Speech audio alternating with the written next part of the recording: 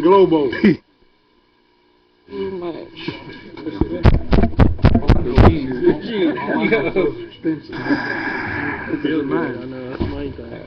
Mr. Wilson, you ready? Yes, I am, sir. You ready? Okay. You have to dress up so much, sir. Yes, ma'am. Cold. Ms. Vita, you ready? Hot coffee. Oh, okay. I like how everybody went shh. All right, this is the Caddo Parish Commission meeting, June 19th, 2008. Roll call, Mr. Clerk. Sir, Mr. Brown. Mr. Cox. Here. Mr. Dominic. Present. Mr. Epperson. Here. Okay. Mr. Jenkins. Present. Mr. Lynn. Here. Lynch. Here. Ms. McCulloch. Here. Mr. Pearson. Smith. Here. Mr. Thibodeau. Here. Have quorum, Mr. Present. Sir, at this time I would like to ask Mr. Jenkins to do our invocation, and I'll lead us in our pledge. Would everybody please stand?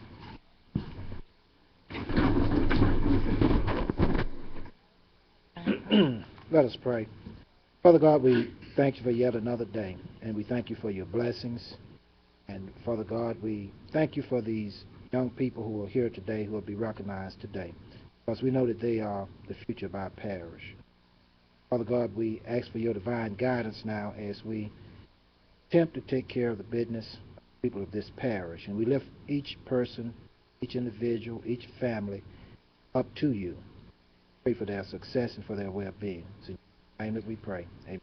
Everybody please face the flag and repeat after me. Pledge allegiance to the flag of the United States of America and to the republic for which it stands, one nation, under God, indivisible, with liberty and justice for all. And at this time, if you have a cell phone, if you would please silence it so it doesn't disturb the meeting. Commissioners as well. Adopt the minutes. Meeting held on June 5th, 2008. So move. Moved by Commissioner Pearson, second by That's great. Mr. Lynn. Any discussion? If not, please vote. Don't vote. Ooh. Oh, our screen is huge this time. I assume that passed. Somebody's out of the chamber. Mr. Escade's out of the chamber. No, he's right here. Okay. So that passes, even though I couldn't see. You know the name, it's all double the size. The new upgrade, sir. So we got upgrade. Well, that's an upgrade. They get bigger screens now. That's the upgrade. We asked for it. Be With it careful, for our Jay. meeting.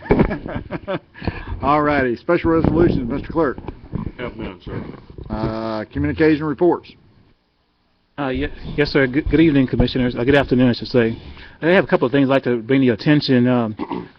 Charles and I did go down to, along with Judge Madlock and Ted Cox yesterday, to make a presentation to Representative Patrick Williams. And the staff had donated some funds to buy him a huge plaque. And we put his tennis shoes and his jersey behind a glass casing and presented him yesterday on the floor of the House. So the article in the paper didn't mention Caddo Parish, but we were there representing the Parish Commission. They never do unless it's something bad. I understand.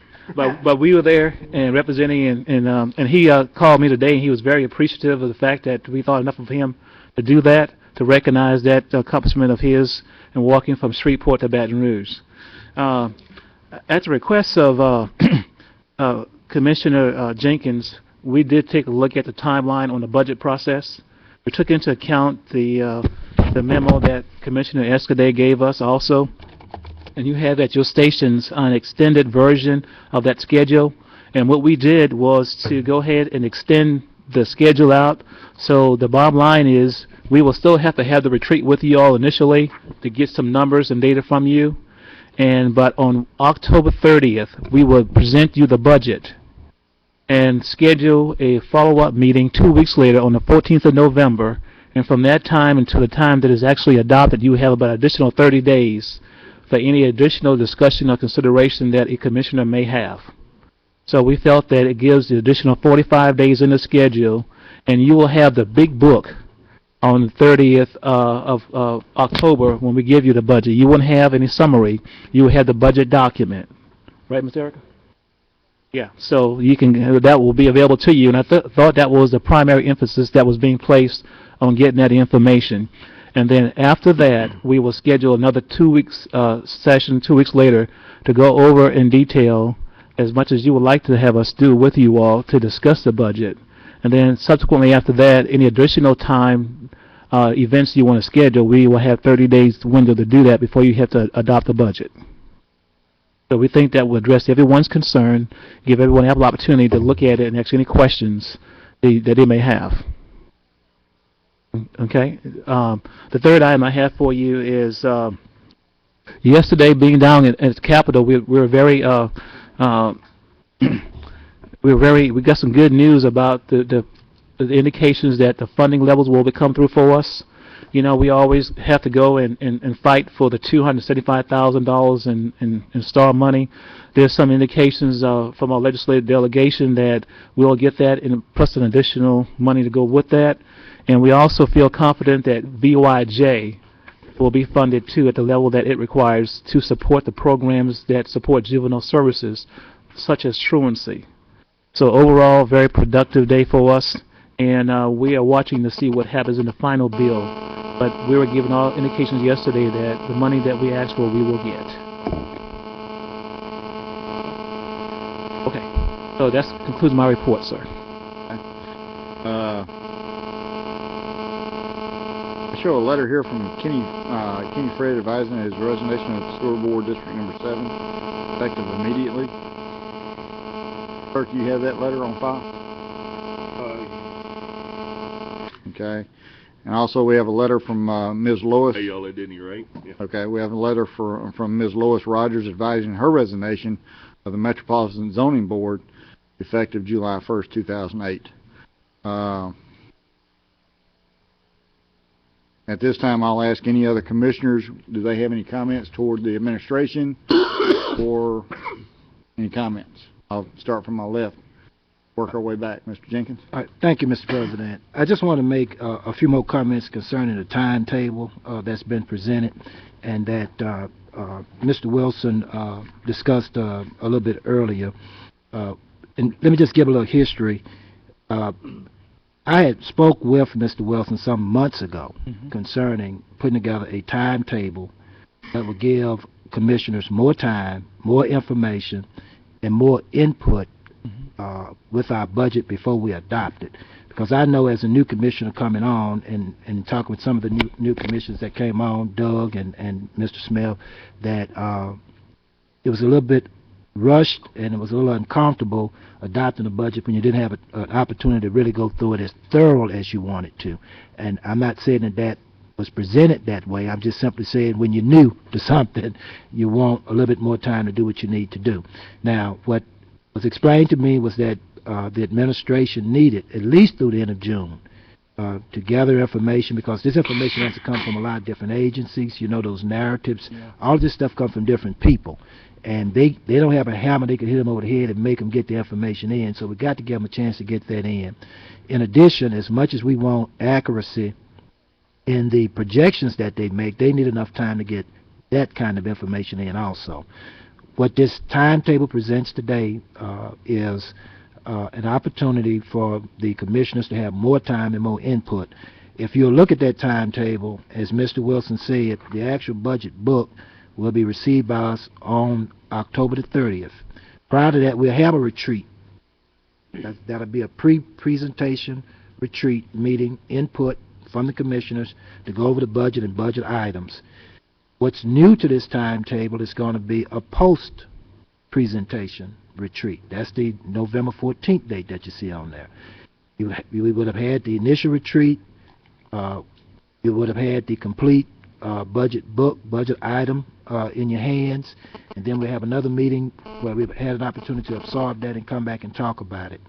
In addition to that, the adoption date for the budget was moved down sometime. That's giving you 30 to 45 days of additional time there before we adopt the budget to have additional meetings if we want to, one-on-one meetings if we want to. We could have meetings with a certain scope. If someone is, particularly interested in public works or something like that, you've seen something there, there'll be time where you could have those type meetings also. Everything that was accumulated, a lot of which was documented by Commissioner Escaday and passed around to us, has been considered in this timeline. Nothing has been ignored. So I just wanted to make those comments that I feel like what's being presented to you is something that's going to give you more time, more input, and a more thorough understanding of the budget before we adopt it. So I just wanted to make those comments. Thank you, Mr. President. Ms. McCullough, you got anything today? No, as a matter of fact, I didn't even push the button, but thank you Well, so much. I'm just doing things a little bit more courteous today. I appreciate that. Mr. Dominic? I would just say that I appreciate you guys going down to Baton Rouge, and maybe we need to do a little bit more PR to make ourselves look a bit better, a little bit better. If y'all take pictures of, Yes, sir, we of did. those events, I know the Caddo Citizen, and I'm sure the Shreveport Sun would love to put any type of write-up in the paper and to the Times too. I think those things look really good. That was a very good effort on State Representative Williams to do what he did, and appreciate y'all going down there and just, we need to show the public what the good things that we're doing. Yes, sir. It's not going to get out there unless we help ourselves. I agree. Mr. Smith? Glad to see that the administration's given us a lot of information in advance. I think I sent you a fax today asking for the book 1 week before we actually met on the retreat, but evidently you've pretty well taken care of that with this plan, so I really appreciate it. You're welcome, sir. Ms. Lynch? Y'all didn't walk to Baton Rouge, did you? Yes, ma'am. We biked. No, I don't have Oh, we did. anything. I don't have anything. Mr. Brown? You're going down there representing us. That's all. Mr. Pearson, I would ask that in your comments that you give us a brief overview of how your meeting went with the sheriffs this morning. Sure. Is Mrs. Lois Rogers, is that our appointment? Yes. I was going to make a statement on that as well. Okay, well, I'll just leave that alone.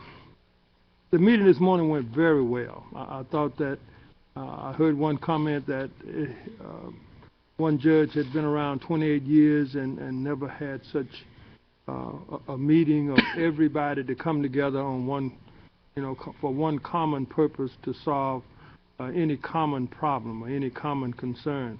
And to that end, I think it was really a great meeting. I think several things were discussed, among which, and I think the most significant is to form a committee of the judiciary, the judges, to see if there is a way and to discuss some uniform way of perhaps expediting the sentencing of those inmates who have been arrested and not sentenced.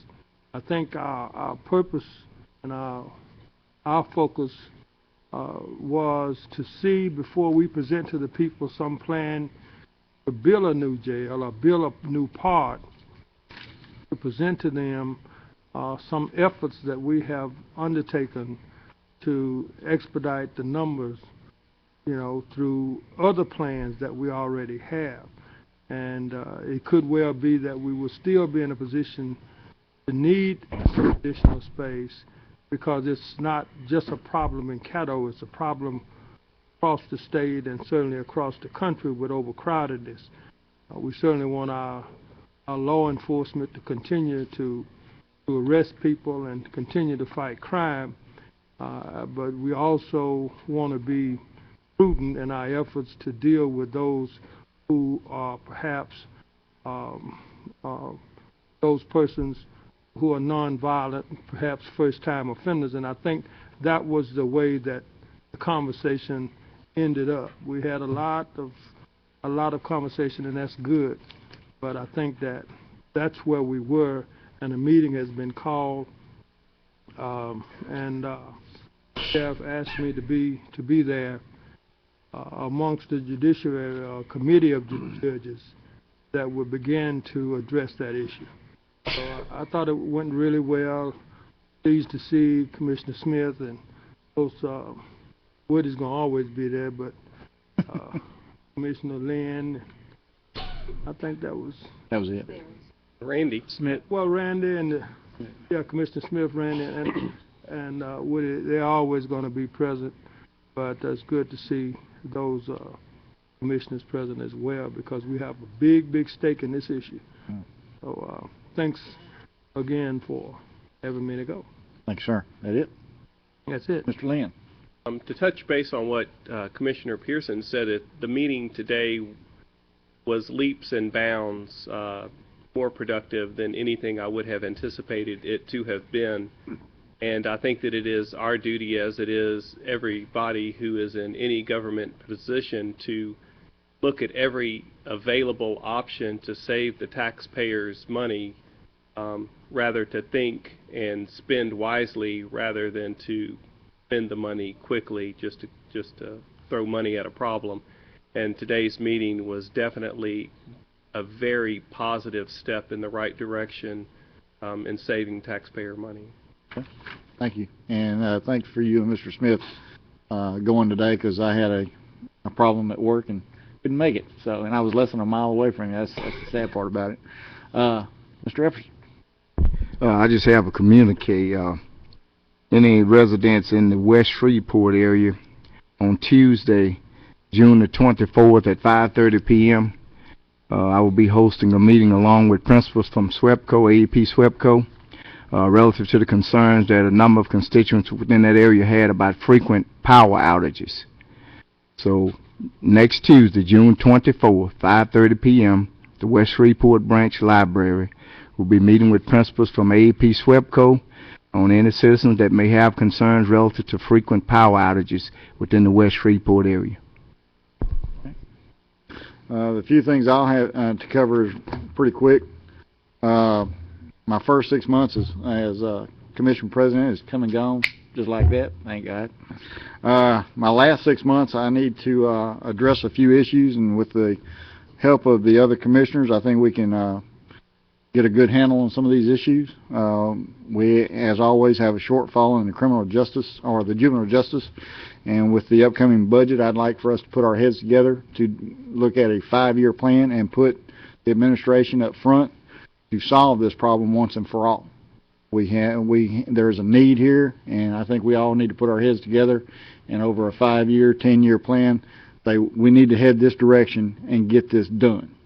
Okay, and I hope to do something with that within the next 6 months. Property standards, Mr. Grubbs, how's that look down in the state as far as that legislation? I checked this morning, Mr. President, and that bill is on the governor's desk for signature. Okay. It's completed the legislative process. Okay, thanks, sir. As soon as that is a signed and a done deal, I would hope that we can get the Property Standards Committee together, get this thing going, and finish that hopefully within the next 3 months, and get it before the people and let them understand what's going on and what the emphasis is and how this affects not only Shreveport but Caddo Parish as well. I would like to ask individually, commissioners and the administration, that on the November ballot, I would like to see term limits on that ballot go to the voters to do away with term limits when it comes to the Caddo Parish Commission. That's just one of my ideals. Where I've heard a lot of people within the Caddo Parish, ask, to get somebody there and they work good and then they have to leave. Well, pros and cons to this. I would like to see that on the ballot before November, and with your help or questions.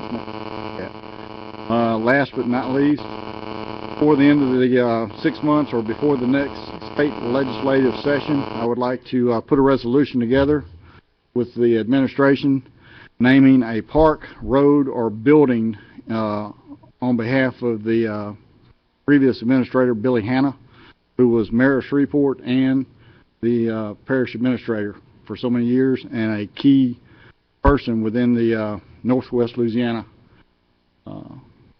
structure of how Shreveport and Caddo Parish was. I think it would be an honor to have him, his name on either one of our buildings, streets, roads, or industrial parks. So I would like to have that and the support of the commission before the next 6 months, or have something in writing to go to the legislators to get that paperwork done. And if any commissioners would like to talk to me afterwards about this, I'll be free to talk to them and give you my ideas. That is the bulk of my 6 months left, what I would like to see done. And with your help, we can get this going. So that's all I had. Ma'am? I had an administration request. Okay, go ahead. Ms. Lynch? I'm leaving after 12 years. I don't care whether we have term limits or not, but do you want to put a raise on there as well, like the legislature? Oh, no. Say more than 12 years, I think our salary should I'm happy increase. with what I got. It ain't a lot, but you know. I wanted to ask the administration, I know we have a significant interest in adjudicated properties in and around the airport, and there's some drilling going on there, some mineral leases and oil gas leases in and around the airport, off 70th Street and off Walker Road. Can we look in to see what's going on with that? Yes, ma'am, we can. Okay, thank you. Okay. All right. Need a motion to suspend the rules and allow visitors to address the commission. It's been moved by Commissioner Thibodeau, second by Commissioner Smith, without exception. Or I heard Thibodeau. It's without exception. Okay. Get us confused every Right now, I don't have any cards, but we would like to invite from Biz Camp, Ms. Lena Livingston, the coordinator. Livingston? Leviston. I'm sorry, Leviston. If you would please come up with Ms. Manning. If y'all would state your name and address. Well, you state your name and address. Go ahead. I'm Lena Livingston, and a retired educator for Caddo Parish Schools, and this year I'm the coordinator. I've worked with Biz Camp since 2000, and this year I'm serving as the coordinator for the Biz Camp. Normally we've invited a coordinator from Sacramento, California, and we have so many good resources here in Caddo, so we decided to use our own resources this year, and we're happy to say that things are going well. We do have, in addition to Ann Manning's, we do have a presentation and some words that's going to be made by Desanja and Rachel, who are our Biz Camp. Right, want to say hello, I'm Victorian Manning. I live in 9414 Ashmont Street, Shreveport, Louisiana. And I think Biz Camp is going to be a really educational program for me. I want to own my own fashion designing business, and I think it's going to help me a lot. So. Thank you, Ms. Manning.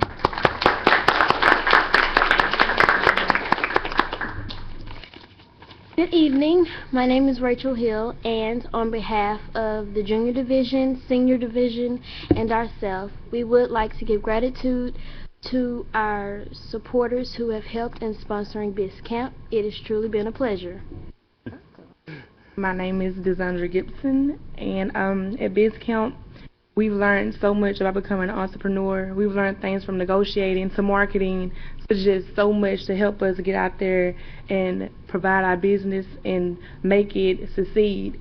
And we would like to invite you all out on Thursday, June 26th to the boardwalks to see how we use some of the things we learned at Biz Camp on selling our products that we have made and came up with.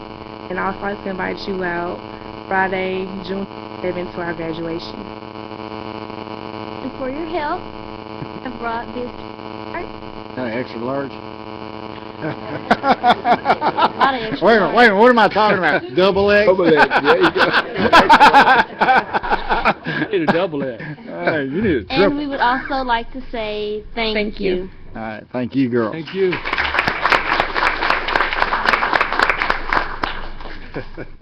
What time at the boardwalk? Yeah. What time at the boardwalk on Thursday? 1 to 5. 1 to 5. That's on Thursday, the 26th. 26th. All right, I've got. Wednesday.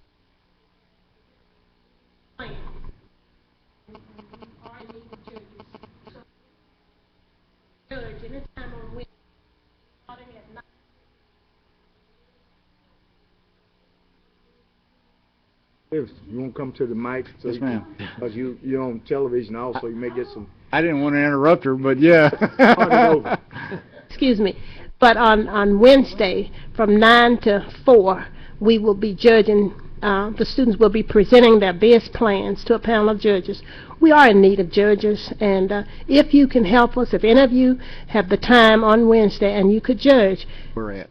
we're going to be at Centenary College in the Kilpatrick Auditorium there in the Smith Building on the corner of Woodlawn and Kings Highway. Okay. And if you can do that, if you'll give us a call at the Inner City Entrepreneurs Office of Roy Burrell, which the number is 425-4234. Or you may call me on my cell. The number is 423-8155. And let us know if you'll be able to help us. Thank you very much. You, ma'am. What time did you say?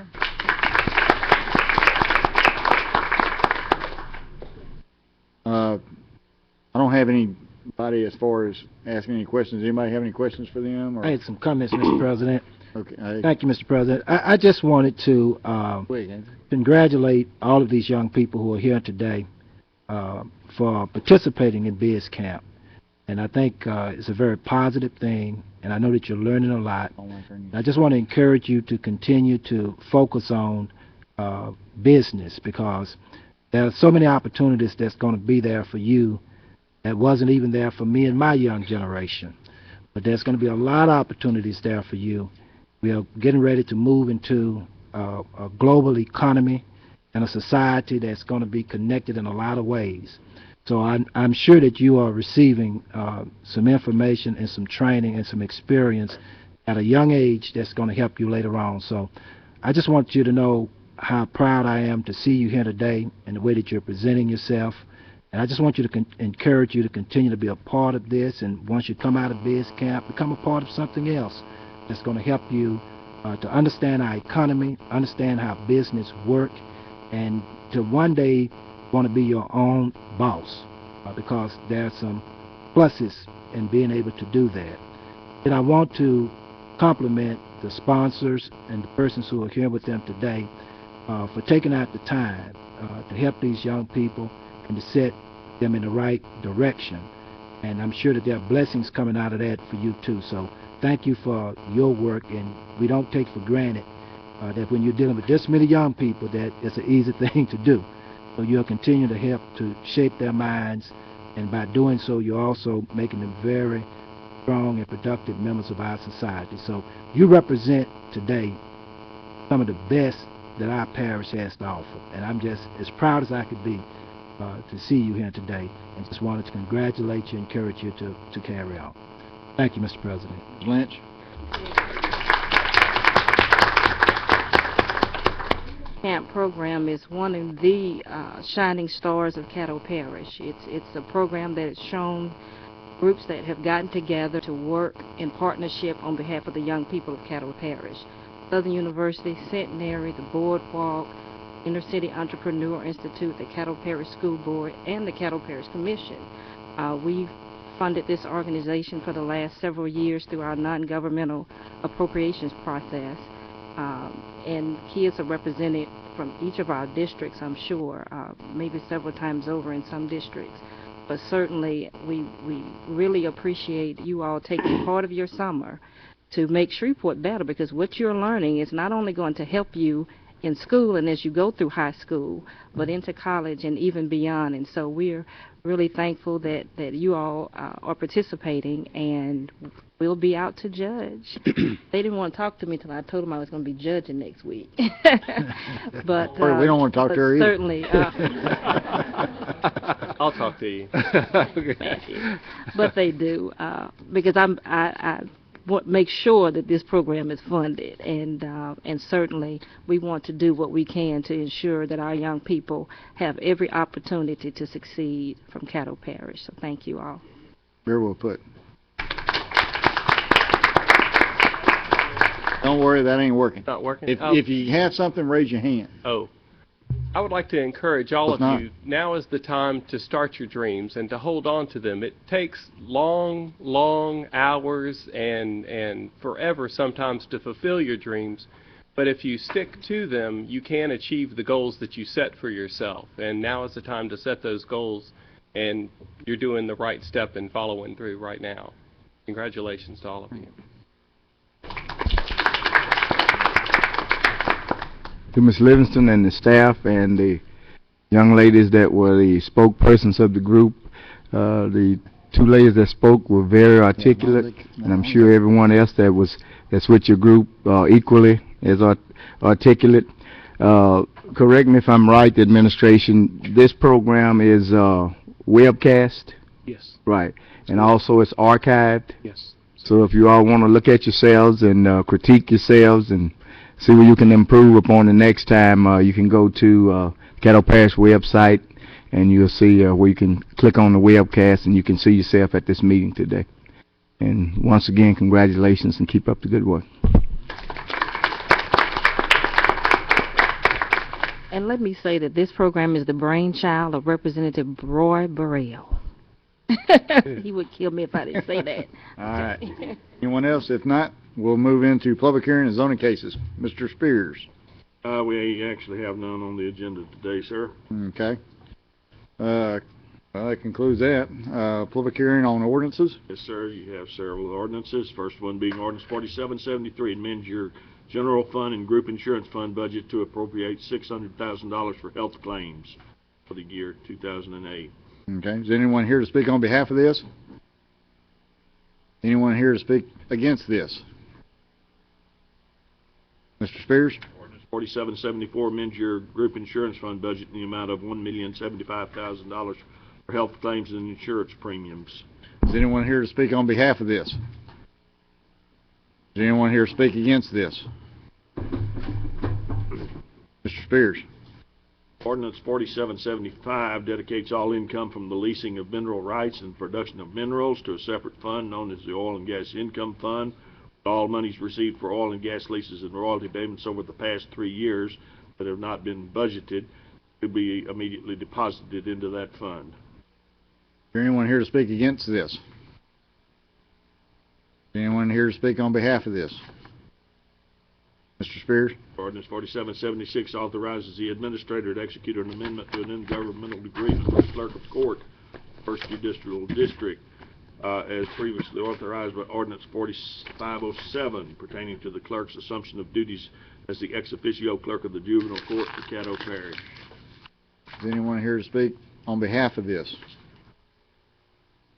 anyone here to speak against this?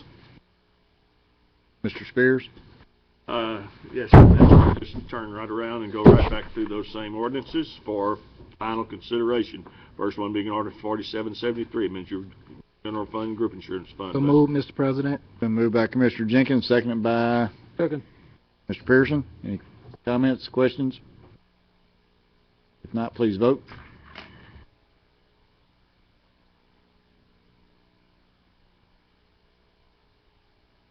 And that passes. Mr. Spears? Yes, sir. Ordinance 4774 amends your group insurance fund budget, $1,075,000. So moved, Mr. President. Been moved by Commissioner Jenkins, seconded by Mr. Epperson. Any questions? If not, please vote.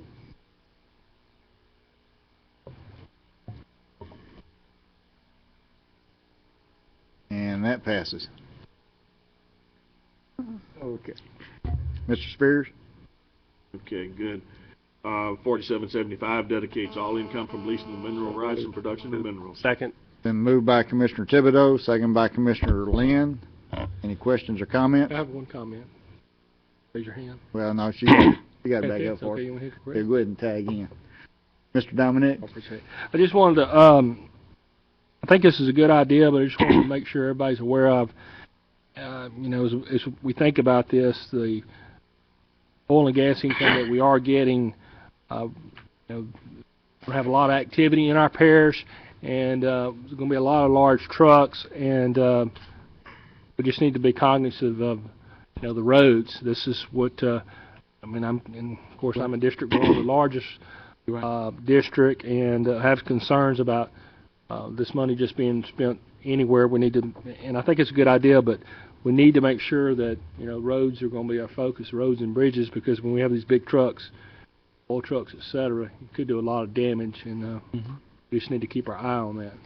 Anyways. Is there a person with weights and measures that is covering these roads? You said it didn't work, or I would Well, have hit no, it. she got it fixed. Came in and clicked a button and it showed up. But you still didn't raise your hand. But anyway, go ahead, Mr. Lynn. I was finished. Is there a representative with weights and measures that monitors these roads? I mean, the wells, you know which roads they're going to be driving down. It would be just as easy to check them and tag them at that point, or is there? Yes, sir. State DOTD does that. Right. And that they pull trucks over all the time with the scales and weigh them. Do they need to increase their activity or increase their presence or provide additional officers in that field to cover our area? And not just our area, but they probably would cover, you know, Bossier Parish, Bienville, DeSoto, because of the increased funds that they, of course, would get to enjoy as well. So we could communicate with them that we are concerned about that. They do it all the time. But we need to make sure that they have special attention on the fact that there will be an increase in traffic flow due to the shell being discovered. So we can talk to DOT about that. I don't think we would discourage them by them getting tickets. No, sir. No, sir. On behalf of the trucking industry, we appreciate your comments.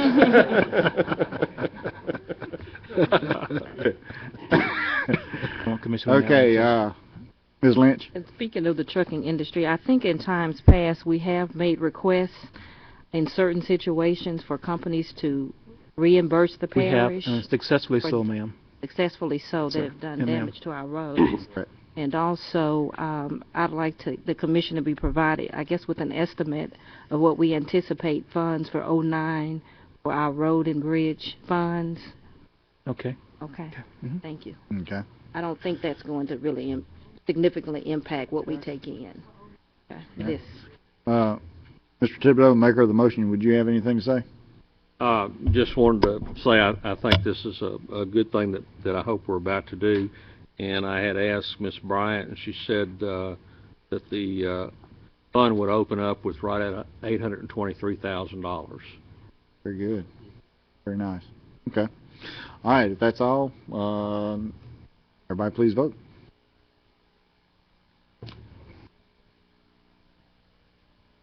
And that passes. Mr. Spears? Ordinance 4776, amend your agreement with the clerk of court, First Judicial District. So moved. Been moved by Commissioner Pearson, second by Commissioner Dominic. Any questions? Any comments? If not, please vote.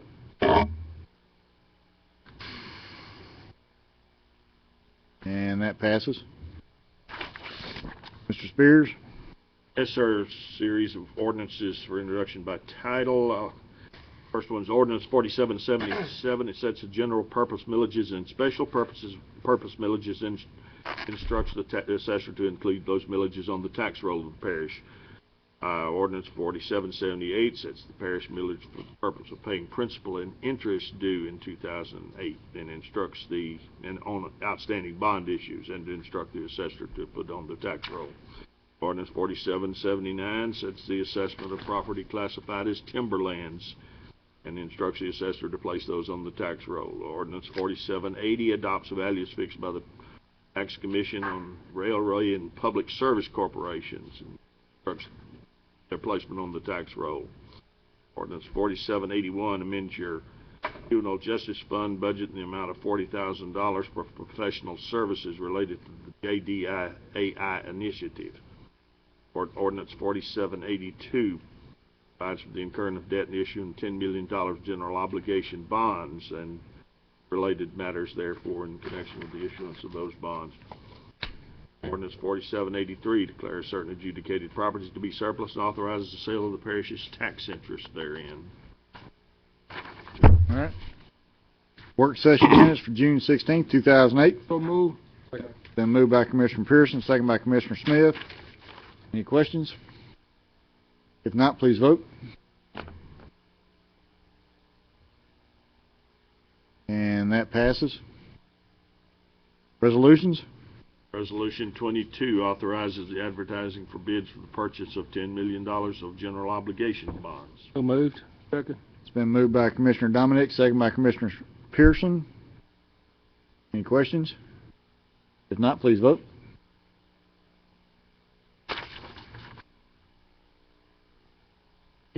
And that passes. Mr. Spears, any old business? None on the agenda, sir. New business? Yes, I'm sorry. Maybe a point of information. I guess this probably be at your discretion. You know, we spoke Monday about trying to get some different parameters as far as how the budget was presented. Yeah, I was going But to. with what we, I was going to do. You know, I told you I was going to make a a decision. Yeah. Okay. Yeah. We'll get into that on the new business. All right. Okay. I don't want to cut you off because last time All I cut right. somebody off, they got mad. I won't get mad. There you go. You're doing a good job. All right, thank you, sir. No old business. No old business, Mr. Spears? I got one comment. No, sir. Okay. Under old business or new business? Oh. Okay. Chair recognizes Mr. Thibodeau. Yeah, I meant to say this when we, before we passed ordinance 4775. I just wanted to thank Commissioners Perkins and Jenkins, not Perkins. I bet you wish it was Sam Perkins. I wish I was Sam Perkins sometimes. You know Sam Jenkins, Sam Perkins? Sometimes. To thank Commissioners Jenkins and Epperson for their help on that ordinance. I think we were able to put something together that everybody could agree with. Thank you. Thank you, sir. New business, Mr. Spears. Discuss citizens' concerns relative to mineral rights and possible oil and gas leases in the parish. Okay. I got Mr. Epperson underneath this. So let's, Mr. Epperson. Okay. Thank you. I see some concerns that were brought to my attention, and I'm sure that they were brought to other commissioners since they mentioned those things relative to the boom around the oil and gas fine, or the gas fine, or mineral rights leasing. I've been to a number of meetings. I've had the opportunity to have correspondence that was directed specifically to me and my family and family members as these different companies go around trying to acquire the mineral rights leasing in reference to this Haynesville shale. Some concerns I had, I know that we may not be able to do a lot of these things, but certainly I think this is something that we should collaborate with the city government as well as our state representatives, because there are some concerns. I imagine that there's a possibility that legislation or something needs to come from Baton Rouge as well as maybe City Hall as well as the Caddo Parish Commission Chamber. Things that I've been hearing about a disclosure of primary drilling companies. I think we need to have the name of the principal drillers that will be locating here, physical addresses and phone numbers, and principals within the organization. And I think these people should register with our parish administration in some way, form, or fashion. And that particular information should be made publicly on our website, some other measures in the event that a citizen need to call and contact and find out who's doing what, when, where, and how. Disclosures of the leasing company's agents. I was at a meeting the other day, and one lady told me, she said, Mr. Epson, they about to drive me crazy. Said they like carpetbaggers. They like fleas around a dog. Said they're knocking on my door. They're calling. I don't think our citizens should be subjected to this. Oftentimes, people don't know who the players are. There are so many different companies, so many different names, and it's confusing. Of course, we want the economic boom. We want to see the growth within our areas, but we certainly don't want our citizens hurt down the road. We want to make sure that this boom is structured, and it's organized, and it's in the best interest of our citizens. I think that these agents should register themselves with the parish, the name of the company they are representing, the physical address, the principles of that organization. I think these agents should wear ID badges when they go out in the communities, so they'll be recognizable as to who they are and what companies they are working with. I think they should state whether they are brokers, that are persons that are trying to acquire leases and bonus money at lower rates and then turn around and sell it to someone else at higher rates. I just don't think it's fair, and some of the tactics that they're using are highly unethical. The question should be asked, I think, with these people going out in the community, especially in the parish areas, the unincorporated areas, knocking on people's doors, uninvited, where that's a violation of ordinance number 4765 of 2008. I think that's certainly a question. And this brings back to the reason that I think all of these people in these companies should register with the parish. Because I think the parish responsibility is to let these agents, let these companies know that we have an ordinance in place. You just can't go out bothering these citizens. Now, if you want to send a letter out, you put in the percentage of royalty that you're going to offer, you put in the mineral acre that you're going to offer. Well, how about putting another line in the letter stating, ma'am, Mr. or Mrs., we would like to be invited to come out and speak with you further about this proposal. I think we'll be doing ourselves a gross disservice if we don't look out for our citizens in that manner. Everybody's happy now. We got money flying around to charitable organizations. I think I saw a $1 million deal. I was at a meeting the other day, and a guy sounded like a new used car salesman. He said he had money for everybody. He said he was going to move here, and he heard that our schools weren't up to par, and he was going to buy books. He was going to donate money to do this and do that. That really doesn't make it look professional, you know. I think it's a gross disservice, and our citizens shouldn't be subjected to things like that. I think that we should have a map, Mr. Wilson, of this entire parish. Everywhere these major drilling companies have existing wells that are going to be a part of this Haynesville shale, as well as proposed wells. I think that should be available to the citizens, be it on the website, or if a citizen want to come down and personally be shown where these locations are. I think we should have a toll-free phone number designated. You know, when the gambling boats came into town, they said, well, we got people that's addicted, and you know, these boats gonna have to kick in a little something. We're gonna have to put a little disclaimer line saying, well, if you got a problem with gambling or you're addicted and you this, that, and other, you call this number. I think we should have the same thing here. I think we should have a toll-free number going somewhere, be it the parish. Who knows? It may have to go the district attorney locally might get involved, or it could be the state district attorney, because there are definitely some unethical and possibly some unlawful tactics that are being used, and some deceptive practices that are being used by these agents. And it's going to cause our citizens problems in the long run. And the parish is going to suffer on down the road. I think it's important that we find out within this that, you know, is this something that needs to be conveyed to the parish? Is it something that the district attorney needs to be involved in? Is it something that the state AG needs to be involved in? I think, if possible, the parish might enact legislation that require a 72-hour cooling off period before the leases are finalized and the disbursements are made, which will exclude weekends and holidays. I think it's absolutely appalling, the places I went to and people showing me a draft that was sent to them with a lease highly skewed in favor of the drilling companies.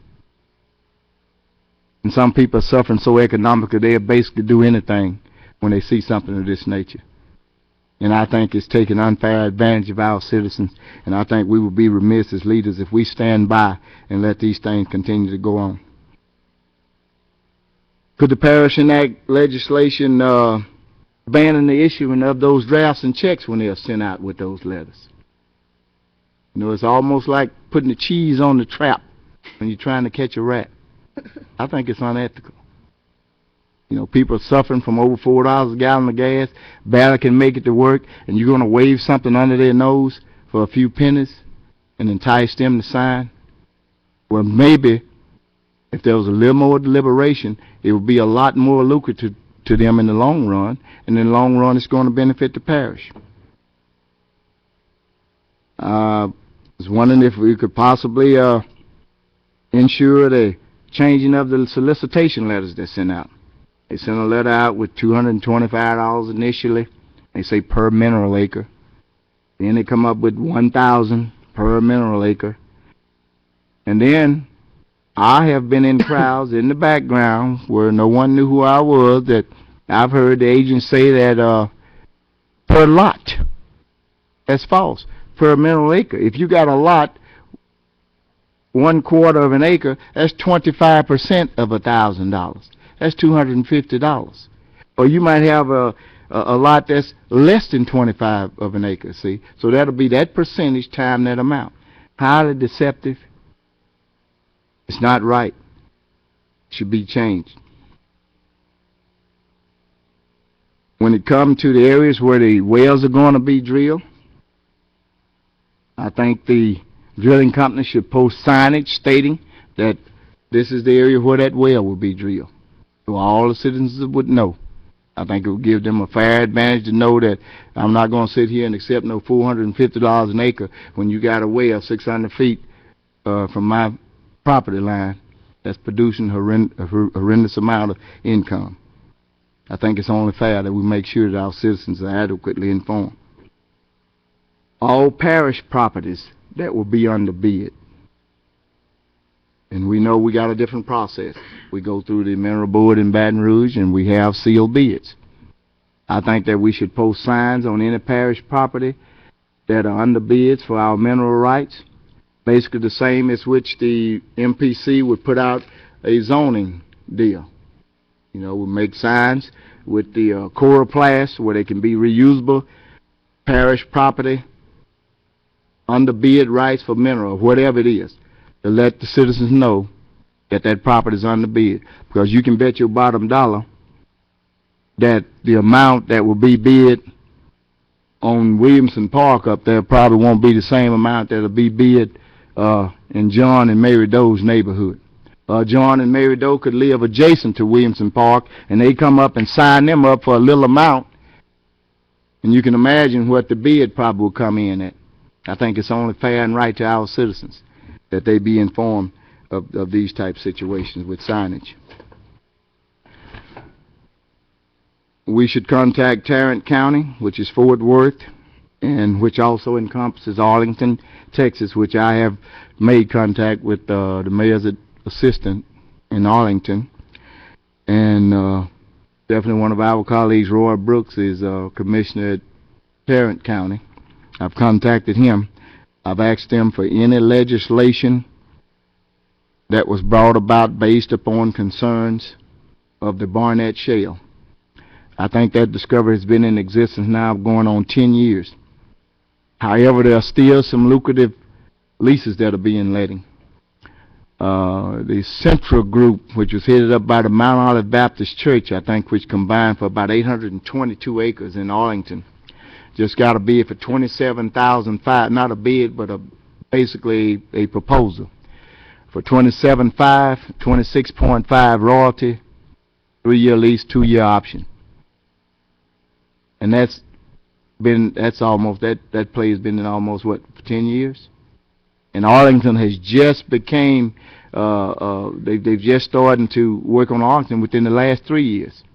I spoke with the mayor's assistant. He said they've generated $30 million in mineral rights within the last 3 years. And he sent me a draft of some legislation relative to many of the concerns that you all mentioned here today: roads, noise. I got several on, they drilling a well on Wallace Drive. Gentleman called me the other night about 10:30, so his kids couldn't go to sleep, the noise and the lights. These things we must make sure that we look out for our residents. Just because we're getting this boom doesn't mean that people can come in and run roughshod over our citizens. I heard one guy say, well, you all come here and you sell your wares and you pack up and leave and go back to Colorado. You go back to Austin, Texas. You go back to Florida, Georgia. You go back to Baton Rouge. But we have to sleep and wake up with these people here every day. As I close, within the last few months, I know we've all heard all the good things about the Haynesville Shale. We've had all kind of meetings. But you know, I haven't heard anything about the horrors. And there have been horrors, and there will be horrors here, and there will continue to be horrors. I was in a meeting last night, and the lady said we had a whole family that was fighting. We had a divorce that was because of these situations. So these are the things that I think we have to look out for our citizens. Yeah, they coming in, they bringing the big pocketbooks and the purse strings open, as Lord Leonard used to say, rest his soul. But we have to make sure that we look out for what's in the best interest of the residents of this parish. We have a future. We need to stop the bleeding from DeSoto Parish, East Texas, and Bossier City.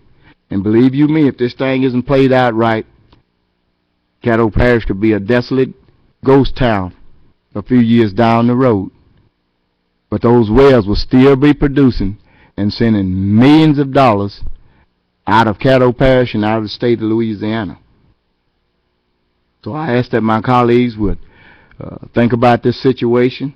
We're going to continue to get information from primarily Tarrant County, which this same situation came about over 10 years ago and is still going, to see what we can do to be proactive and make sure that we don't make some of the same mistakes that was made during that initial boom within those areas.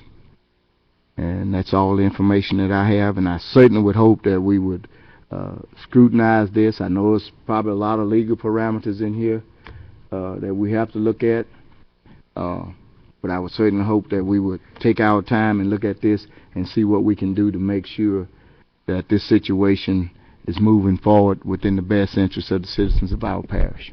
Thank you. Well done. You can stay as long as you want, Ken. Ms. McCullough, is your comments directed toward? Yes. Okay, go ahead. First of all, I wanted to thank Commissioner Epperson, I would say, for this presentation, and I'm going to ask of this commission body to please allow me to have a copy of that presentation. But I have some concerns in reference to the horrors that you're talking about, and I've had several citizens to call me in reference to problems with the roads and people drilling, and in reference to the phone calls, I really haven't been able to answer those phone calls related to the mineral leases because I'm uneducated myself. I have noted that the city have called several meetings with some of these agencies, and I had started to question why maybe the Caddo Parish Commission hadn't set up or scheduled meetings with some of these agencies. And to be totally honest, you know, it's really overwhelming to me. Those of you that know me know my father sat here over 20-something years, and I've missed him on many issues, but this is one where I really miss Dad, and I really wish, you know, that he could come back and talk to me about it. And again, I thank you, Ken, because at the time my father was here, you served along with him also. But my anxieties in regards to the horror stories regarding the roads, and I'm hearing, you know, even when these people sign off on these contracts, you have options that would maybe give some of these companies rights to, you know, drill maybe at some point in time when you don't want them there. I'm hearing residents saying, well, if they come in, you can't keep them off your property. You know, and I'm hearing one name here and one name here, and I've spoken to a couple of members of our Public Works Department in regards to even family issues with my own family related to these mineral leases, and I'm totally confused, to be honest. And I was just, in listening to your presentation, it's like due to the infinite number of companies that are coming to Caddo Parish, you know, how do we get a handle on, or how do we have some control over how or what is being presented to our citizens, you know, and as far as educating our citizens. So I think it's a good thing that you've expressed and made all of these comments, Mr. Epperson. As a matter of fact, it's helped me. But again, it's a real scary, touchy subject for myself as well, and I would like to be able to educate and inform the residents within my district more about this issue. But it appears to be so overwhelming because I'm hearing, you know, in order to participate as a group, you got to have 640 acres unit. They're wanting 1 or 2 units. Within each unit, you've got to have 640 acres. You got to have people, residents that are going to come up with 640 acres for anybody to even get paid. So I'm just hearing so many horror stories, but at the same time, I'm watching television, I'm looking at the news, I see our mayor is calling several meetings, and I would just hope and ask, as you're doing, from this administration to, try and provide us with even more information, so that we can better inform the people. Because actually, when these people come to me or call me, I can't tell them, hey, well, yeah, this is okay, or, yeah, it's okay, because I really don't know, because it's so overwhelming, and because you have so many different agencies that are approaching these residents. Say, for instance, there's a Unit 1, a Unit 2, 640 acres here. Well, I mean, my father has properties in both. And so I see that, in one unit, they're offering less amount of money per acre. And here's another unit, they're offering more. And I don't understand all of that. And I've spoken, Mr. Glass would tell you, I've called him to try to get an understanding. And if I don't understand, then I can't explain to my people. And I'm here on television and I'm saying to my people, the reason why you really haven't heard from me is because I really don't understand, because it is so overwhelming. We have so many, we have an infinite number of agencies that are approaching you as residents or us as residents about this and presenting contracts. My brother-in-law was by the other day. He said, I'm not signing anything. He said, because, something needs to be in the contract that says, hey, if you come in and you drill, you can't leave my property torn up with trees and limbs and everything laying everywhere. Well, I do have 2 contracts in my possession, which I haven't read. I scanned them. They're this long, maybe 2 or 3 pages long. Well, I mean, how many citizens that are literate or illiterate are going to read all of that information? I mean, it's governmental entities like ourselves, I'm hoping, that can get more involved in the process, that can better educate us, not only us as commissioners, but the residents as well. So I'm hoping, again, thank you, Commissioner Epperson. I appreciate that. I don't feel as bad now since you've put all those facts out on the table.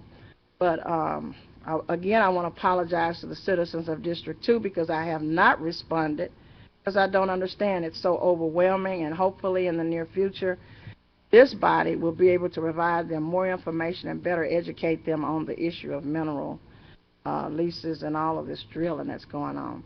And I'm looking forward to getting paid, too, if I can at some point or the other. But I don't understand, and I understand a little bit better from listening to you, Commissioner Epperson. And again, thank you so much. Okay. Mr. Jenkins, is your comments in the same line? Yes, Mr. President, and thank you. I agree with Commissioner Epperson that most of the feedback that I've been getting is public confusion, that it is a situation where a lot of people are being approached and people really don't know who they work for. They don't know a good deal if they really saw it. And I think we need to be careful as a governmental body as far as wanting to interfere with someone being able to do business in our parish and make a deal. But and I'm not sure which direction Commissioner Epperson is wanting to take this into, but I believe that it would be appropriate, Mr. President, that some committee be formed to look at some legislation, to at least study the subject and look at some legislation that could be put in place to deal with mineral leasing and drilling, in this area. I think that committee should, of course, be composed of members of this body, but you're going to need to bring in administration, you're going to need to bring in legal, you're going to need to bring in zoning, you're going to need to bring in public works. There are some counties that have some legislation, as Commissioner Epperson alluded to, that's in place. It'll be a matter maybe looking at how they approached it and what they came up with, because if they got some legislation and it's passed, then there may be some history as to whether it's been challenged in any kind of way. So I'm on board with the comments that Commissioner Epperson has made here today, but I'd like to see us moving into a direction where we can do something about it. And I think what we can do here is at least look at the appropriateness of some kind of ordinance that can deal with some of the concerns that our citizens have. Not to the extent of interfering people from, entering these leases and cutting their deals or interfering with the oil companies to the extent that they want to come here and do business. But I do believe this. If you don't have any kind of ground rules in place at all, people can come in here and do whatever they want. At least if you have something in place, and in some regards, as Commissioner Epperson was saying, where somebody's keeping up with them, and lay out some ground rules that everybody needs to play by, and our citizens are being protected from abuses. I believe that those are some things we can address, and we probably can address it through some kind of ordinance. I would like to know the answer to that question he asked, though, about the ordinance that we passed, about these solicitations in the parish. I mean, what's the use of us doing these things now if they're not going to be enforced? I don't know what the answer to that question is, or if it affects what's going on now, but what's the use of us coming down here saying this is the law, and then we ignore it because somebody wants to come in here and break it? Now, if that was a door-to-door vacuum cleaner man doing that, wouldn't we be on him? Wouldn't we be on that little guy? Mm-hmm. Well, if the big guy gonna come in here, he's got to play by the rules that this commission has set. I would like to know the answer to that question. I got an answer for that. And then secondly, I don't know which, I don't want to take it away from which direction Commissioner Epperson want to take it in, but I do believe that there is some similar legislation out there that can be looked at and can be studied, and we could trim it to what we want it to be in Caddo Parish. Okay. Ms. Lynch? Yes, I too want to thank Commissioner Epperson. I kind of consider you the resident commissioner expert on this particular subject. I know I've personally referred several people that have called me asking about mineral leases and that type thing. I've given them your number and asked them to speak with you because I know that you had taken a lot of time and diligence in researching the issue. I also wanted to give you the name of Glenn Whitney, who's a commissioner in Tarrant County as well, that's running for NACO's second vice president, who we can probably utilize to give us some information. Unlike Commissioner McCulloch, I'm not confused, but I am wondering why they haven't come to Moortown yet. In oil and more. Because I've had some calls from my constituents. They see the oil wells around the airport and that type thing, and so, but we have not gotten any letters, any drafts, any contracts, or anything. So, so we are wondering about that. No horror stories. Of course, there may be a horror story. Well, no, a good story that I guess that could come out of this. If y'all know any single countrymen that's gonna get rich off of this mineral lease, it doesn't have to all be horror stories. Y'all let me know. Thank you. What's your address? Thibodeau, before we get to you, I think our legal department had their hand up for a second, and then I'll come back to Mr. Thibodeau. Just want to make a couple of comments. I think this is all very timely discussion. For y'all, just so y'all know, we've been doing some things to try to come up with some ideas on legislation to present to y'all in the not too distant future to address some of these concerns too. So, and I've talked to several other jurisdictions about the same thing. I've talked to particularly the people in Bossier, and there's some things that they're trying to work on that I'm working on with them too. So I just want y'all to know that this is something that I've been thinking about too. You know, a lot of the things that Commissioner Epperson mentioned, I made notes of all of them, and some of them, I mean, I'm looking forward to getting back with some responses on some of those. But in the meantime, there's two things that I think our citizens, I'm not going to give anybody any legal advice, but but there's two things that I think you can tell citizens without fear of contradiction. One is that they are making a mistake if they sign any leases without having them reviewed by a professional familiar with the subject matter, primarily an attorney,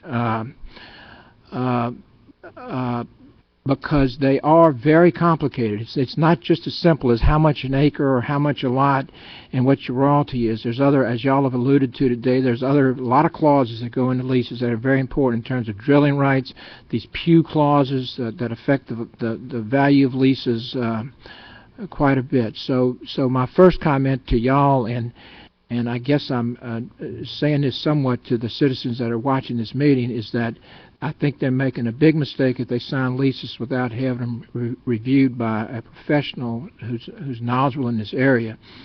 And the second thing is, and we got our first letter unsolicited in my subdivision yesterday, as a matter of fact, and I spent most of last night talking to some of my neighbors. I think it's good for people that live in the urban part of the parish that have small lots, so to speak, that they're going to be that people are going to be wanting to lease, to band together when they can, for two reasons. One, it increases your bargaining power.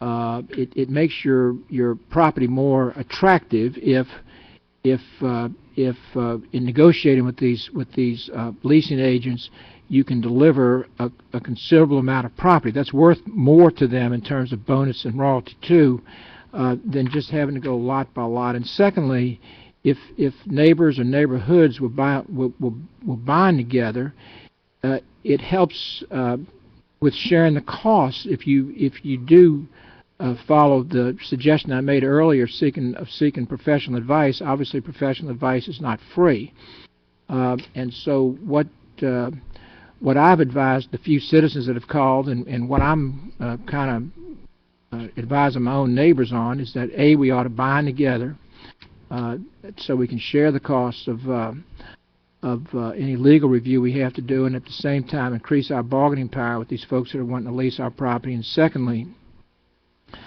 that we ought to stick together, because in doing so we enhance the value of what we're trying to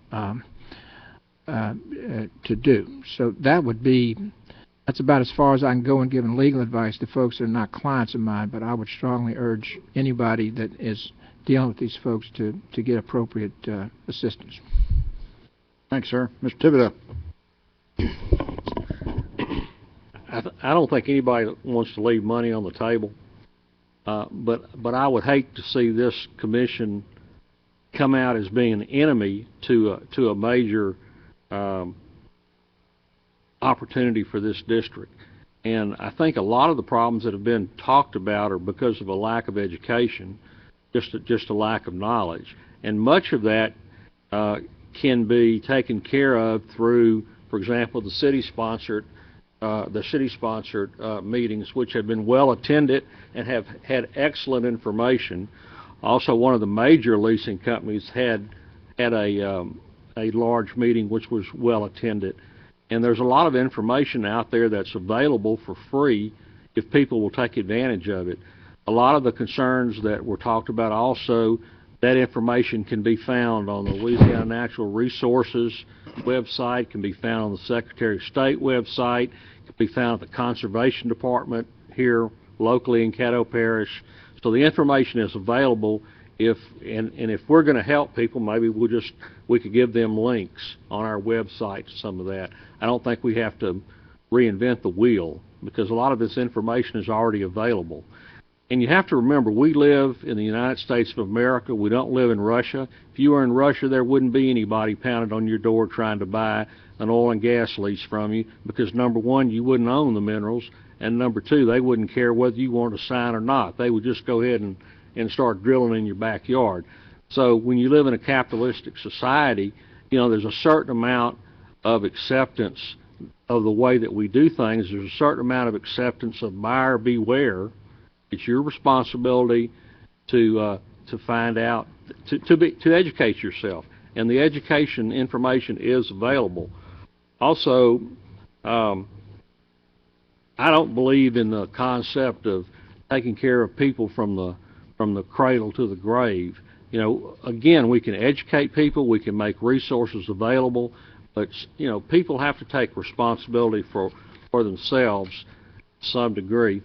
And I just want to let any landman out there or oil company who wants to call me and bring me a check, come on and do it.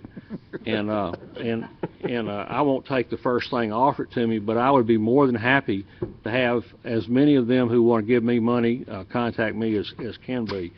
And if we start regulating oil companies to the nth degree, then are we going to regulate the car dealer to be sure that you get the very best deal that you can get, that if you buy right now, that this is the lowest possible price that we'll sell that car to you? Are we going to have legislation for that? Or if I want to buy a car insurance, are we then going to have legislation that says the only thing that you can charge a person is the very lowest that you would charge anybody? They have no personal responsibility, you know. And what about when you go to buy a new air conditioner for your house? Does it have to be guaranteed that that wherever you buy it from, Lowe's or wherever, that they're going to give you the very lowest price possible, and that when some guy comes in a week from the day, he won't get anything lower than what you got? So, you know, you got to balance everything. We live in America. It's a capitalistic society. As a governmental body, we want to do everything possible to keep people from being taken advantage of, but we can't hold everybody's hand and be sure that everybody gets the very best deal possible, because that's just not reality. And as far as where some of these things are drilled, I think that, I may be wrong, but I think that that the oil companies have to abide by zoning laws like anybody else. So if that's a problem, then maybe we need to go to our zoning folks and make some adjustments there. But I guess the point I'm trying to make is I don't want us to come across as being an enemy, seeing them as an enemy, because I don't think they are. They're just business people. That's right. This time, the chair is going to recognize Mr. Our favorite grandfather. No, sir, you can't. Mr. Thibodeau, I wish we did have zoning laws that we could use. We have laws on the books that a few years ago were usable by us, and we used them to control where you could drill a well. The Second Circuit Court, federal court, ruled several years ago that we have absolutely no jurisdiction, no right to regulate, no right to zone. Only the Louisiana Department of Conservation has that right. Unfortunately, you go by their rules and you can drill anywhere you want to. Now and they do have rules, spaces from residences and that sort of thing, but they're the ones who enforce those rules, and they have the right to waive those rules. Unfortunately, the oil and gas industry, as I think most of us know, is one of the most powerful lobbies in this state. And I ran up against them about 15 years ago when, Jim, we were amending some of our zoning laws dealing with our watershed. Had a committee, Senator Nelson was on it, and I'll shut up in just a minute, but they were going to favorably vote on allowing us to change our laws to define where that watershed was, other than the squirrely way it was written before. The oil and gas industry got wind of it, didn't even know what we were proposing, but next thing I know, the committee says, "You can leave the room, Mr. Kirkland. We're not going to listen to you." In other words, we've already heard from the oil and gas lobby. And basically, then we had to go back and regroup, and basically for a year explain to the oil and gas industry why we weren't a threat to them on drilling. Anyway, it made no sense whatsoever because we were protecting our water supply. But bottom line is, we don't have laws locally, and I don't think, unless you can convince the Second Circuit Court of Appeals to rewrite them differently. Philip Downer, Dominic, I think you know Philip, well. they were on the prevailing side of that lawsuit. You may be aware of it, that ruling. I'm not aware of it. Anyway, it's the city attorney's got that site. So I wish we did have those laws that were usable. Thank you. Thank you, sir. Mr. Everson? He's gone for now. Okay. Mr. Jenkins? Thank you once again, Mr. President. And I just want to make a few comments in response to Commissioner tip of those comments, which I do agree with in part, and that's is what I believe that I'm trying to relay. I don't think it's necessary to put something in place that's going to stop all companies from doing business here. I don't think it's necessary to put something in place that's going to stop people from coming together and making a deal. I do think what we need to be mindful of is there need to be some ground rules on how you're going to conduct your business here.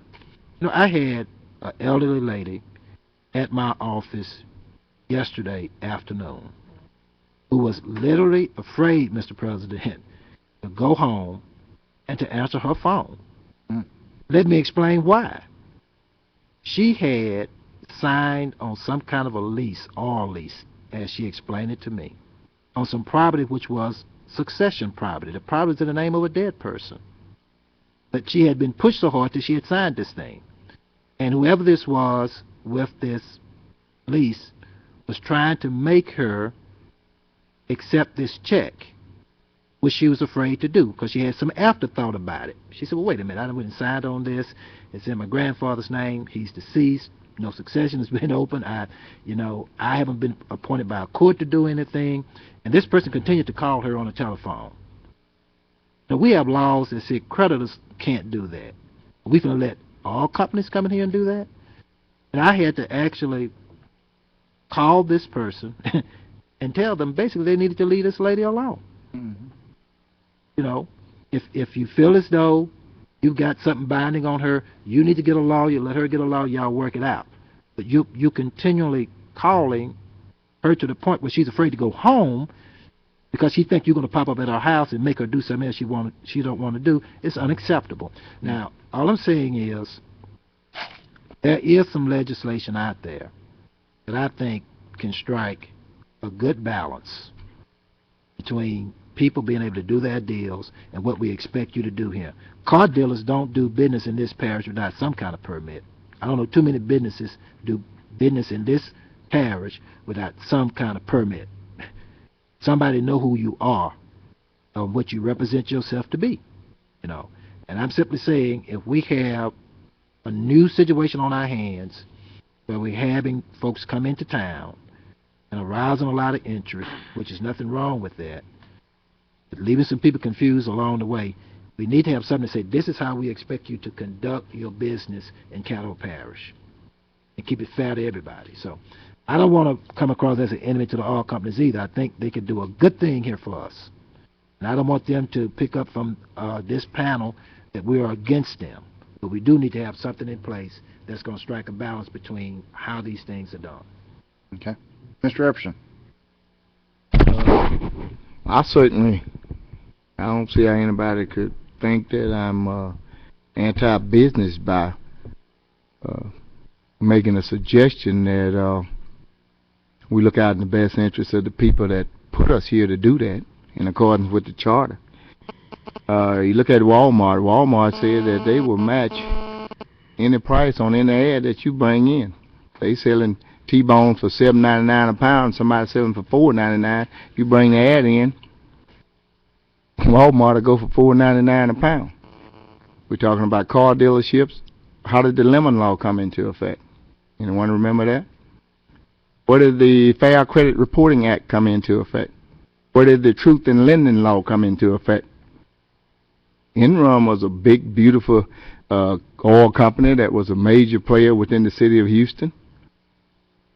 We shouldn't think that some companies have good intention, but then companies hire people, and people are microcosms of society. You know, they may do things that's what causes us sometimes to have to look out in the interest of people that can't look out for themselves. Not the idea that we holding anyone's hand. Nothing could be further from, hopefully I didn't convey that intent. But my responsibility is to look out for the best interests of those persons that cannot look out for themselves. Look out for the best interest for the future of Caddo Parish. And I would think that any company that has any fairness about themselves would not take what we are putting on the table today for a discussion. Now, mind me, this is discussion. You know, we're getting all this sugar and this honey, but it appears that no one really want to talk about the realities of things that are really happening and that could happen. We need to talk about the good, the bad, and the ugly, and all in between. And that's all this is. And had I been trying to put legislation, I would have come here with a document already prepared. All I'm trying to do is enter into a meaningful discussion among all of us based upon things that I have personally seen and from feedback from my constituents.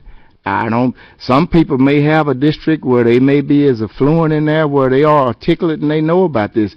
They may live in areas where they're lawyers, they're doctors, professional people, or, you know what I mean? It's going to be a different ball game. And I'll tell you one thing, 6 months down the road, if you do a graph, geographically, you put a dollar sign to these lease amounts, and you put it on a chart over this parish, you watch where those spikes are going to go up and those spikes are going to go down. Probably might look socially, it might look economically. There'll be some demographics that are going to show a distinct difference. And that's all we're trying to do, enter a meaningful dialogue. We know we can't do it. I say, hey, we even talk with the state board. I know there's a lot of things in there that the state probably have to do. But this is the discussion that we need to engage in. Thank you. Mr. Pearson. I think, and then real briefly, I think that the real major oil companies, I think they may be on the up and up in terms of their presentation of leases. I think the ones that I worry about more than anything are those people that come in and want to buy leases to sell to those major oil companies, who want to buy them at a lower price and then sell them.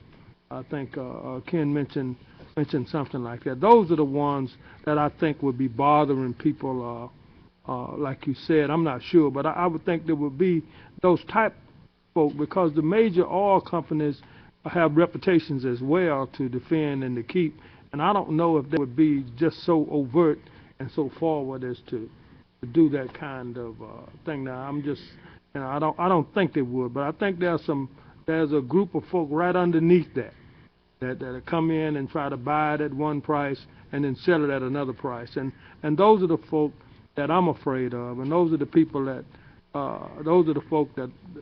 people I represent are afraid of, because they don't know what to do.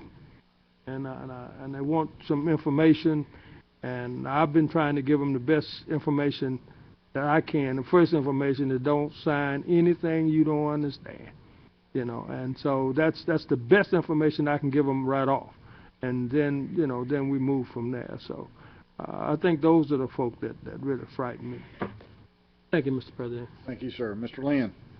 To connect the dots with all the good things that have happened in Caddo Parish, there is a movie maker looking for a rags to riches story on the Haynesville Shell. And so if anybody knows somebody that had nothing, we're talking a Beverly Hillbilly story here, they want to get in touch with that person and put together a movie. I think between the movie industry and the Haynesville Shell and Cyber Command, I'm waiting for it to start sprinkling gold on Caddo Parish, and that'd be the only way we could have it any better right now.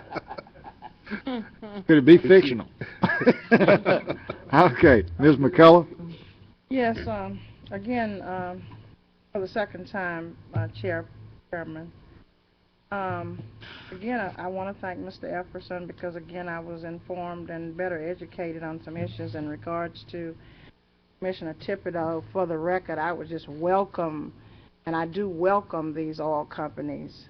But one of my biggest concerns as an elected official representing District 2 are the elderly, and along with that, I represent a minority community whereby a lot of people are not so well educated. Another reason I welcome these companies to come, a lot of the properties that I own, I would say, they were purchased by my ancestors. And so due to the fact that I don't have the knowledge about these mineral leases as I should have, and it's my plan to become better educated and more informed. But, you know, because of the fact that my ancestors worked hard for a lot of the properties, and I'm sure there are some other residents that have ancestors that worked hard for these properties. You know, I wouldn't want to be guilty of getting excited. You know, and of course, the more money you have, the more you want or the more you need, but I wouldn't want to get excited and sign off on something that my ancestors worked so hard for without giving it some deep, considerable thought. So, again, I'm not running the oil companies off. That's not my intent, as I said earlier. You know, I want some of that money, but I don't want to just jump up, and I don't want to see other families, members, jump up and just sign off on something, you know, because we need $5, you know, and then in the long run, or the end result, or the consequences is that, you know, we've just been overtaken by something. I trust these oil companies, but again, because I don't know everything about the oil industry, I'm not going to be one that's quick to say, hey, it's a good deal, go for it. You know, because I don't understand the fine print, and that was my position. I hope that this body, along with what the city is doing, can really explain not only to me, but especially the elderly that's in my district, the fine print behind this whole oil and gas mineral lease situation. But again, I do welcome the oil companies, and I do want some of that money as soon as possible. I understand. Last comment on this, and I was saving mine for last. Mr. Grubbs, you were saying that y'all were putting some stuff together already as far as for us to look at? I'm sorry, Mr. President. No, I was talking to Mr. Grubbs. Oh, who? No, sir, I hadn't put anything together yet, but I'm looking at I'm things. working on it. Yes, Okay. Or we're working on it. Yes. What I would like to do is, when you get that together, I'd like to put a panel of 4 commissioners together, basically the rural commissioners, because the city is taking care of the city as far as information-wise, but I would like to put our 4 rural commissioners together with our legal department administration to go over those steps, see if we can do something, and I'll make a motion on that at our next meeting or when you get that together. And I'm basically looking at Mr. Epperson, Mr. Dominic, Mr. Smith, Mr. Thibodeau. I have a rural area, but mine's not as big as these are, and I think I can fishtail in on them as y'all get that information. So we'll put that committee together as soon as y'all come back and tell me you're ready. Chairman, may yes, I sir. interject a point of information? Okay. Yes, sir. I would think maybe we could, you know, get an urban commissioner too, because they're going to be, you know. Well, the city right now is basically keeping all of them informed. I know, but what I'm saying is yes, a commissioner from an urban district okay. would be good. You know what I mean? They still have constituents that are in the city, okay. and I can understand that. Call them. Okay. If you, that's a point well taken. I appreciate you. Mr. Smith? I agree with Ken on this because I've attended now 3 different meetings on oil and gas, basically in the city. Probably going to another one at Southwood tonight. Last night at Southwood there was a packed auditorium totally, as they have been many other cities meetings. So it's not just a rural commissioner challenge, it's really one for the city too. These people do not know what to do. Many of them in my own neighborhood in Southern Hills don't know what to do. So, and more importantly, you can get the groups together as we've all talked, but it's hard to do because it takes a lot of work because you have so many individuals. It's different in the rural because there's not that many people. You can get them together easily. But it is a challenge for the city commissioners who have a lot of people, many who do not know what to do, and those even who know what to do, getting the group together to bargain as a unit. That's how you get your best deal, as you all know. So I talked to Councilman Webb last night, and then I talked to Commissioner Fox, that if the 3 of us, for example, could get together in our area, then we can help facilitate getting everybody in the neighborhoods together on the same page, hopefully. That's what we're going to try to do. Thank you, sir. Mr. Jenkins? Commissioner Smith covered my comments Okay. and my concerns. Okay. Well, at that time, I'll go back to my comments. At that time, when the administration gets some things together that we can look at, I would like to put that board together along with a rural and city commissioners to go over it with you and then present it to the commission as a whole. Okay, yes, sir. If I might direct a request to the staff. Ms. Samuels, I believe that the email came through the Caddo.org and you forwarded it to me Yes, from sir. Arlington. Yes, Would sir. you forward it to all of the other commissioners as well as the administration? You still have it on your... Yes, I do. Okay. And that way they could pull up the ordinances and everything about it. Yeah, that'd be good. For themselves. Okay. All right. Yes, sir. If it pleases the commission body, we could go ahead and invite the administrator, the folks from Terrence County, Texas, to come before you to talk to you about this issue in the As long as future. they if pay you their like. own way. For me? As long as they pay their own way. Yes, well. How about Wait a minute, That I'm money sorry. we gonna be that I cheap? sound like Escadade now. I'm sorry. Wait. Wait. Oh, now Yeah. rocking that chair. Oh, God. I'm gonna leave. I lost my head there for a second. Okay. I'd like to take the opportunity to invite them to come and be our guests. Yes, sir. To appear before All right. you all. He's on vacation. He'll never see this anyway, so that's good. Okay, well, that's In the good. video now. So I guess we've talked about that enough. Our next issue, Mr. Spears. So Oh, he's gone. Sorry. Whatever it is. I second that motion. That's reappointment of Ms. Winnie Vance to the Pine Hill Waterworks Board.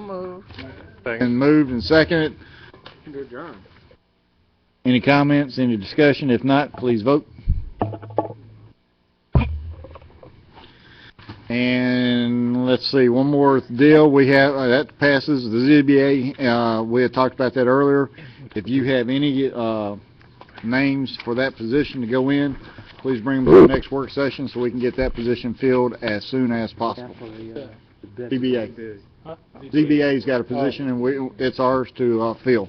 Go Tigers. I have a motion. Go Tigers. Oh, yeah. Yeah, let